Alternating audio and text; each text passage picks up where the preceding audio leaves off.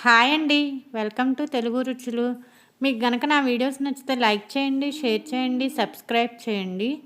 ఈరోజు మనం సింపుల్‌గా ఈవినింగ్ స్నాక్ గట్టి పకోడా ఎలా తయారు చేయాలో చూద్దాము.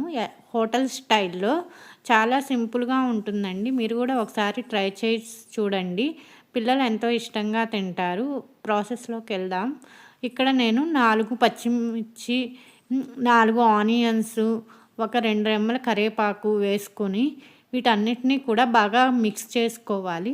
అలాగనే మీ దగ్గర కొంచెం కొత్తిమీర ఉంటే కొత్తిమీర కూడా వేసుకొని బాగా మిక్స్ చేసుకోండి. ఆనియన్స్‌లో నుంచి వాటర్ బయటకు రావాలి. ఇక్కడ నేను ఒక కప్పు శనగపిండి తీసుకొని కొంచెం కొంచెంగా వేసుకుంటూ బాగా మిక్స్ చేసుకోవాలి. ఇలాగనే ఇక్కడ ఒక 2 స్పూన్స్ బియ్యపిండిని వేసుకుంటున్నాను. మీరు తీసుకునే శనగపిండిని బట్టి బియ్యపిండి వేసుకొని బాగా మిక్స్ చేసుకోవాలి. ఆనియన్స్‌లో ఉండే వాటర్‌తోనే మనం మిక్స్ చేసుకోవాలి. ఇలా బాగా మిక్స్ చేసుకుంటున్నప్పుడు దీంట్లోకి మనం కలర్ కోసం ఒక స్పూన్ పసుపు కూడా వేసుకోవాలి. పసుపు కూడా వేసుకొని మిక్స్ చేసుకోవాలి. అలాగనే దీంట్లో కొంచెం ఉప్పు, కారం కూడా వేసుకోవాలి. ఇదంతా కూడా వేసుకుంటూ మిక్స్ చేసుకోవాలి. అదేవిధంగా దీంట్లోకి ఒక 2 స్పూన్స్ వాటర్ని కూడా వేసి కలపాలి. ఇలాగా కలిపిన తర్వాత ఇక్కడ పకోడీ పిండి అనేది రెడీ అయిపోయింది.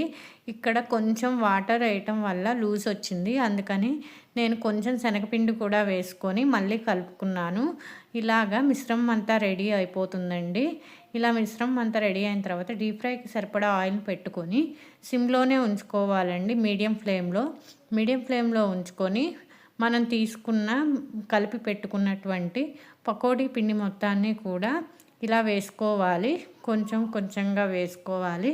ఫస్ట్ ఇలానే కొంచెం బుడగలుగా వస్తుందండి. కాసేపు ఆగితే మొత్తం కూడా ఇక్కడ చూపిస్తున్నట్టుగా కనిపిస్తుంది. పకోడా అంతా కూడా వేగిన తర్వాత ఇలాగ గోల్డెన్ బ్రౌన్ కలర్ రావాలి. ఇలా వచ్చిన తర్వాత వీటిని జల్లెడ గంట తీసుకొని ఈ పకోడీ మొత్తాన్ని కూడా అటు ఇటు కదుపుకుంటూ వీటన్నిటినీ కూడా మనం వేయించుకోవాలి. గోల్డెన్ బ్రౌన్ కలర్ వచ్చేంత వరకు.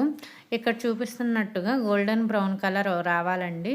ఇలా గోల్డెన్ బ్రౌన్ కలర్ అంతా వచ్చిన తర్వాత మనం ఈ జల్లెడ గంటతో ఈ పకోడీ మొత్తాన్ని కూడా తీయాలి. పకోడీ మొత్తాన్ని కూడా తీసి నేను ఇక్కడ ఈ పకోడీ అంతా కూడా ఒక హాట్ బాక్స్లో వేసుకున్నాను. ఇలా పకోడీ మొత్తాన్ని కూడా తీసి హాట్ బాక్స్లో వేసేసుకోవాలి. చూసారా ఎంత క్రిస్పీగా వచ్చిందో. మీరు కూడా ఒకసారి ట్రై చేయండి. చాలా బాగుంటుంది ఈవినింగ్ స్నాక్గా. అలాగనే నేను ఇక్కడ మిగిలిపోయిన పకోడీని కూడా రెండో వాయ వేసేసుకుంటున్నాను. ఎక్కువ ఆయిల్ కూడా ఏం పీల్చదు. మీరు కూడా ఒకసారి ట్రై చేసి చూడండి.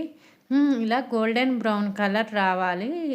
మనం ఇట్లాగా జల్లెడ గంటతో అటు ఇటు తిప్పుకోవటం వల్ల ఈ ముద్దగా రాకుండా అన్నీ కూడా విడివిడిగా వస్తుంది. ఇలా గోల్డెన్ బ్రౌన్ కలర్ వచ్చిన వెంటనే తీసివేయటమే. అలాగనే ఇక్కడ నేను గార్నిష్ కోసం కరివేపాకును వేయించుకుంటున్నాను. అంతేనండి, సింపుల్గా అయిపోతుంది. పిల్లలు కూడా ఎంతో ఇష్టంగా తింటారు. ఒకసారి ట్రై చేసి చూడండి. నేను ఇక్కడ సోడా ఉప్పు ఏం వాడలేదండి. చాలా బాగుంటుంది.